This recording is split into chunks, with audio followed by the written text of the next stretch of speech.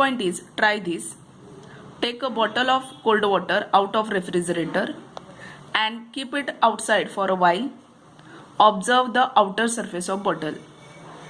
Now next point is, drops of water can be observed on the outer surface of bottle.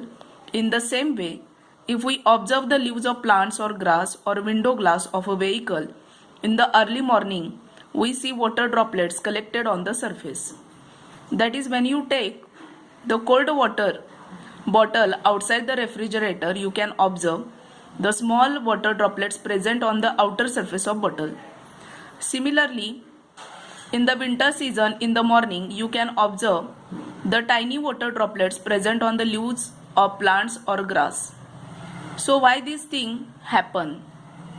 The reason behind is that the presence of water vapor in the atmosphere. So when these water vapor get saturated, then extra amount of water vapors get condenses into tiny water droplets. So this is the reason we can observe or we can see the small water droplets on the leaves as well as on the bottle. So you can see here, through these two observations, we sense the presence of water vapors in the atmosphere. When air cools, due to decrease in temperature, it becomes saturated with the water vapors. That is, when there is a decrease in temperature, the air becomes saturated with the water vapors. As a result, the excess water vapor get converted into tiny water droplets. That is, excess water get converted into tiny water droplets. The dew point temperature is decided by amount of vapor in the air. We know that. What is meant by dew point temperature? The temperature at which unsaturated air becomes saturated when we decrease the temperature. It is called as dew point temperature. So it is decided by amount of water vapors present in the air. Now next point, which is very simple, unit of heat.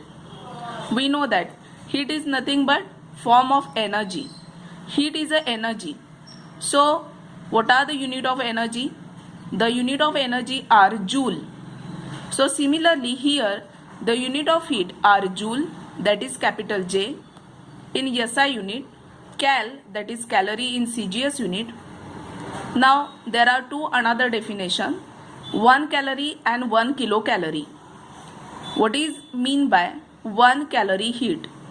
The amount of heat necessary to raise temperature of 1 gram of water by 1 degree Celsius from 14.5 degrees Celsius to 15.5 degrees Celsius is called 1 calorie heat. Similarly, amount of heat necessary to raise the temperature of 1 kg of water by 1 degree Celsius from 14.5 degrees Celsius to 15.5 degrees Celsius is called 1 kilocalorie heat. That is, both these definitions are same, but there is a little bit difference.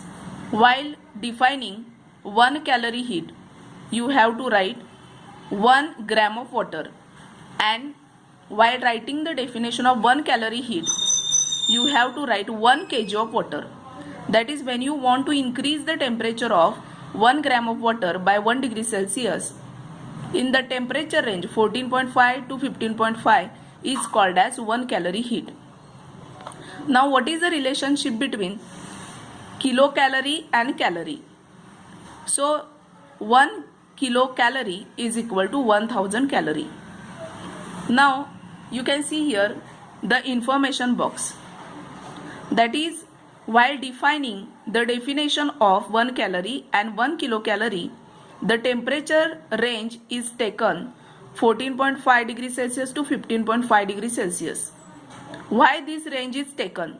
So answer is given in this information box. That is, always remember, if we heat 1 kg of water by 1 degree Celsius in different temperature range, then 14.5 degrees Celsius to 15.5 degrees Celsius, the amount of heat required will be slightly different.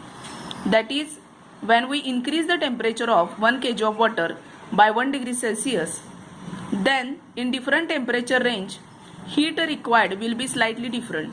So this temperature range is chosen by scientists. that is 14.5 degrees Celsius to 15.5 degrees Celsius. It is therefore essential to define a specific temperature range while defining the unit of heat. Calorie and joule are related by following relation. That is 1 calorie is equal to 4.18 joule.